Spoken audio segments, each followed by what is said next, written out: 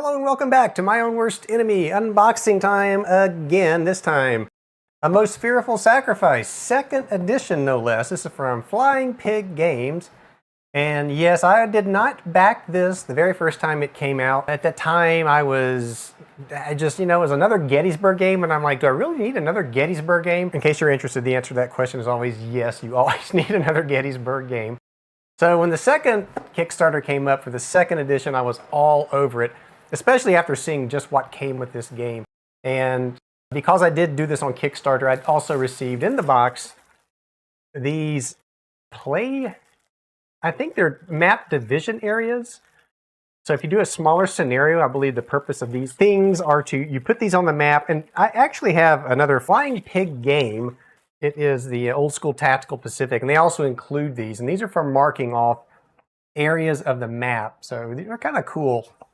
Neoprene and some cool artwork there. You get 2 for the USA and you get 2 for the CSA. So that's really neat. I like that. And I also received some cards. Now, I don't know if these were stretch goal cards. Maybe they were unlocked, and that's why I received these. I'm not really sure. Maybe they're errata cards. I don't know. I'll take a quick look here. Very nice cards, though. This is probably going to be the quality of what is inside this box. So I'm not sure what these would be used for. Stonewall Jackson, so maybe it's a scenario that was added as a bonus. And then the final thing that I ordered was an extra set of these D6. I thought it would be neat to have an extra set of Civil War dice. I'm not really thrilled with the light blue color. I wish that were a dark blue. But it does have the U.S. and Confederate flags on there, so very thematic dice. I'm sure you will be seeing those outside of this game when I do other games. So this thing weighs a ton. It is extremely heavy. So I'm sure there's going to be mounted maps in here, to say the least. Now, this game is based upon the Black Swan system, which, well, I guess this is the Black Swan system, and which is based on something called the Blind Sword system. Now, I have done a video on this channel of Hill of Death Champion Hill, which is also based upon both of those systems, and I really like it. It's a lot of fun. So the Hill of Death, of course, is the Shattered Union series, which I believe Herman told me at Origins that the next one is pretty much getting very close to being released. Looking forward to that because, like I said, it is just a lot of fun. So this second edition, it is a second edition because, as I understand it, there were some small changes to the rules and scenarios, nothing major, but those are included in this edition. But the main thing was that there were complaints on the player aids cards, the combat results table, sequence of play, and those things were kind of hard to read. So I understand, or if I understand correctly, they've made those much larger in this game and easier to read. So let's just take a quick look here. It says players 4 can play the larger scenarios, playing time 1 hour to 3 days. So I guess you'd get 1 day for each day at Gettysburg. The game includes a revised rulebook, the revised scenario book, 15 scenarios, 9 single map, and 6 two-mappers, along with the Reynolds Lives variant, 2 lush game maps. I'm really looking forward to seeing those game maps. I've looked at other videos. I think Gilbert Collins did a video on this game, and the maps were beautiful in that. 4 thickly cut, beautiful 13 by 16 inch counter sheets. So that's almost an inch counters. An informative 5/8 inch counter sheet, administrative markers, 90 poker-sized cards, 2 11 by 17s player aids cards, scenario setup guide, clarification card, impressive command displays, and 2 dice. We already saw the dice, I believe. Although this says 2 red, 2 black, and 2 white, and I only saw, let's get those out again, 3 blues and 3 grays. So this may be something that I ordered not as a, well, it may have been a stretch goal, but it was probably something I ordered anyway just to have an extra set of Civil War dice, because I think that's really cool. So let's see what's in this beast of a game. Alrighty, here we go. Yeah, there's those dice, and they're right. This is what comes with the game, and I must have ordered these as just because they were so darn cool looking. Or like I said, maybe I didn't order them, maybe they were a stretch goal. But I would have ordered them if they weren't a stretch goal because they do look really cool. So let's try to slowly dig into this thing. So here's the cards. Now, when I played a Hill of Death Champion Hill, that was a card system, so you basically would draw a card and that would determine who went, what order you went in. And I think in this game it's a chit pull system, if I am not mistaken. And I could be mistaken. I haven't played this, so I'm not really sure. But that's what it looks like, because it looks like you're going to be rolling dice to activate your different units, your brigades or your divisions. So these cards are, they're not the, well, I'm trying to think here. They feel a little waxy, kind of like the poker cards. So I guess they will stand up to handling over time. Now, of course, I will sleeve these, so these will stand up over time. And let me just show you a couple of these cards here. And like I said, it looks like in here, let me grab one that I saw. It looks like you will be rolling for what gets activated. There is that. So maybe not a chit pull system, strictly a card draw and dice roll to determine what happens, what order they go in. So let's just open this other card deck real quick. And it looks like these are events. Now, we did see in Hill of Death there were some Friction of War and Fog of War cards, and I don't know if that gets repeated in this game or not. But I'm sure if it doesn't in that same form that there's something very similar, since, like I said, these systems are all very closely related. So nice artwork on the back. Nice cards. I like what I see there. Let's get those out of the way. And now here is the Scenarios book, and it looks like it may be in a, well, I thought it was a Ziploc, but it's just a plastic cover there. So let's put that cover aside and just kind of go through these in order. So the Scenarios book is first. Glossy paper, so it should stand up over time. Nice big print, very readable. And I'm just going to turn to the front here to see what we are looking at scenarios-wise. So the Slaughter Pen, you will maybe coming round the mountain, Devils to Pay, Unexpected Encounter. Yeah, this looks like good stuff. So my fear of playing this thing out, getting onto a table big enough to support it, may not be as, probably shouldn't be as fearful as I thought, because these scenarios look much smaller, so we can play the, I'll let you look at the map there, the smaller scenarios. You look up there in the corner, and that's probably where those neoprene dividers will be used. So lots of scenarios in here, although I would love at some point to play the entire campaign. That would be freaking awesome. I need the time and the space to do it, though. So that's the scenario book. Very nice book. This, of course, is the rule book, and it looks like a very rules-light game. There's a nice index on the back. You'll see how many pages. So there's 31 pages. Some designer's notes. It looks like examples of play here. Overnight game turns. Let's go to the beginning and take a look and see what is there in the table of contents. Yeah, game component, sequence of play. It's the activation, card draw activation phase. Yeah, so no. Let's just flip through this, because what I'm seeing here, yeah, it looks very much like what I experienced with Hill of Death. So very similar system, which isn't surprising, like I mentioned. And the fire combat looks like what we kind of like what we had in the Hill of Death as well. So for me, that's great, because I really like the Hill of Death. And I'm looking forward to the next game in that series. So here's some clarifications, reminders, and variants. Very nice card stock. Nice to have that. And then this is a turn track and some army information.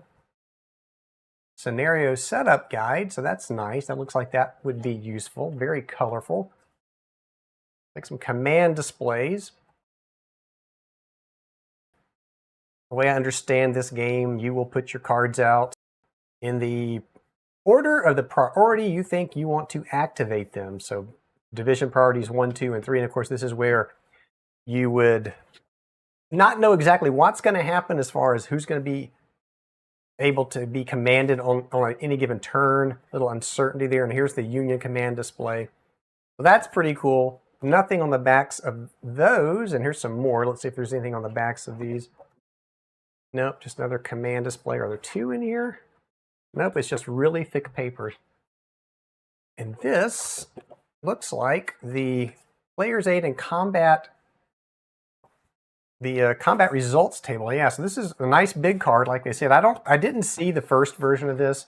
As I understand, it was very difficult to read, but you can see this is nice large print on a very big card. Very easy to see. There's the sequence of play. And then the combat result table. And to me, it looks very similar to the one that is in Hill of Death. It looks And I'm speaking of size. I don't remember that combat result table being small and hard to read in Hill of Death. It also does look very much like what we dealt with in Hill of Death, where you had your strength points and you would go from one chart down to the next, to get your results, and there was a separate one for melee combat as well. I'm assuming that would be the case here, but I'm not seeing a separate table for melee combat, but that could be on this next chart. So let's take a look at that. There is a combat event table, close fight resolution table. So I guess, yeah, now we're getting into that. And then a terrain effects chart. This whole back is a terrain effects chart, so that's really cool. Very nice, very thick player's aid cards there. So here are the counters now. And yeah, those are almost an inch. Wow. And those are gonna, looks like they're gonna punch right out of there. Very nice, very, very thick counters. This is impressive. Really nice artwork on these counters. And everybody but me has probably seen the counters and the artwork before. As like I said, I'm late to this game. Here's the back sides of the counters, and they're equally nice. Yeah, and like I said, they're trying to fall out now. Let's go ahead and let that one fall on out so that you can see that there will be no need to clip corners here. I'm going to set this aside and go to the next one. All these Union forces with the different colors for the different divisions there, which we also saw in Hill of Death. And that, of course, tells you, it makes it easier to see who can move and respond in a turn. Here's the backside. Very nice counters. I love the fact that they're almost an inch big. This is really, really nice. Some Confederate counters here. In the backside, going to be very easy to punch these out and just go right to the table with them. Some artillery units, Confederate and Union. Looks like maybe some horse artillery there as well. Backsides of those, and then some smaller, I say smaller, they're not half inch, they're probably the 5/16 of an inch sized counter, but it looks like some victory hex location markers and just some generic game tokens that you will use. And of course the backs of those. Very, very nice. So I'm going to scoop all this stuff away so that we can get these maps out. And like I said, the maps, I think that's all that's left in here. So the entire box, about 3/4 of the box is for the maps, and the rest of that was just the game components and rule book. So let's go ahead and get these out. And I'm probably going to have to shuffle some stuff around here. So there are 2 maps. So I'm going to grab just the first one. I don't know which one is which. And again, there's no way this is going to fit on this table. I cannot get everything on camera, so I'm just going to do these one at a time. My goodness. I would love to have this game set up on a table and just be able to play it. Just walk in and pick up a turn and go. And maybe I can do that at some point. But it looks like this one map alone is just the only thing I could get on this game table. This game table is just a little under 6 feet long, or wide, I should say. So it does fit top to bottom. You can't see it on the camera there, but it does fit nicely on the table, top to bottom. And looking at the artwork, I just love this map. This probably is my favorite Gettysburg map. I don't know, I have to go back and look at that. Most Fearful Sacrifice down here in the corner. Looks like there's a turn track. The day goes from 6 a.m. to, looks like 2 a.m. to 5 a.m. And I do remember that you could have units shatter. Hill of Death, so there was a chance they could come back overnight. I never got to see that. We didn't play the full scenario, so we didn't see that in the playthrough. And I'm just looking on this map. So I recently opened up onto Richmond 2, and that game has an amazing map in it as well. And I was concerned about readability, and I was impressed by that map's detail. And this is the same. It's the same, but actually I think it's a little better because the hexes are much larger. And you've got those nice counters.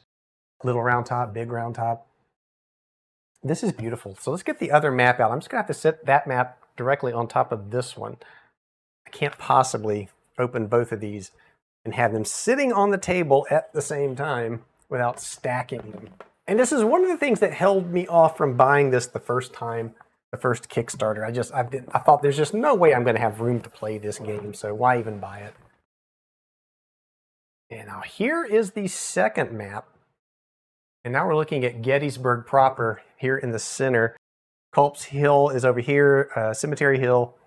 Seminary Ridge is here, so we ought to have the train track that runs to the west. Yep, here it is, going through the gaps and out, and then Chambersburg Pike is here.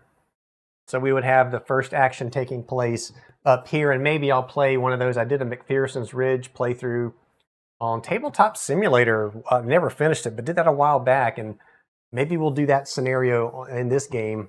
Up here, that'd be neat, because this, like I said, this actually all fits. I could probably fit that battle on this table, but certainly not the whole campaign. Would be just an enormous amount of space to take up. Maybe this is something I should consider taking to Origins and playing the full campaign the entire weekend. I don't know. That would be a neat idea. I was thinking about maybe doing a big giant Space Empires 4X run through, but maybe this would be a better idea, because this is a beautiful, beautiful map. I think we've hit rock bottom. I know that everyone's watched unboxings of this game. They've probably played the game a couple of times by now, but I like to do unboxings just to show people what's inside of these things, and this being a second edition, I'm sure there's some people that probably appreciate seeing what you get inside that second edition box. So there you go.